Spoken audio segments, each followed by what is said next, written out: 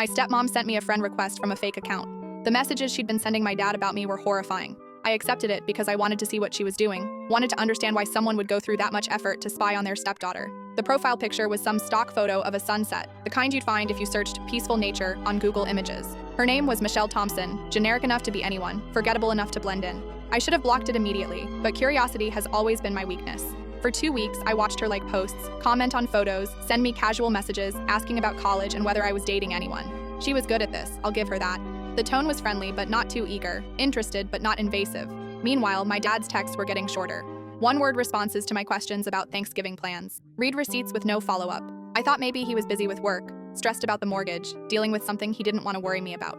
Then my phone buzzed at midnight with a screenshot from my older brother. He'd been visiting for the weekend and saw messages on Dad's laptop while grabbing coffee. Messages from her to him about me, how I was manipulative, how I was probably faking my anxiety for attention, how my therapy bills were a waste of their money, and I just needed to grow up and stop being so dramatic.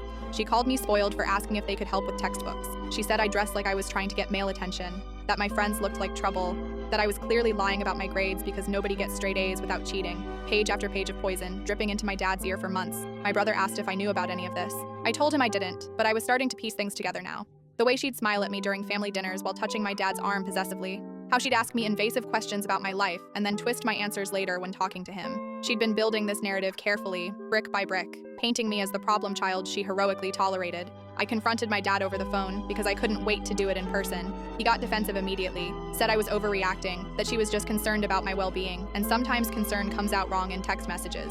When I brought up the fake profile, he went quiet for a long time. Then he said she probably just wanted to make sure I was safe online, that parents do that kind of thing all the time. Except she wasn't my parent and I was 20 years old. I told him I was done pretending this was normal, done acting like her behavior was acceptable just because he was too infatuated to see what she really was. He chose her, didn't even hesitate, said if I couldn't respect his wife, maybe I needed some space to figure out my priorities. His wife of 11 months who'd spent almost a year poisoning him against his own daughter.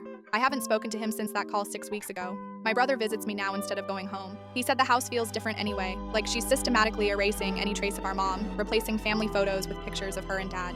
Sometimes I wonder if I should have handled it differently, but I don't think it would have mattered. She'd already won before I even knew we were fighting. The fake profile is still active. I check it sometimes late at night when I can't sleep. She still likes my posts, still comments with supportive messages full of emojis and hollow encouragement. I never responded after that first week. Let her wonder if I figured it out. Let her sit with the uncertainty of whether her cover is blown.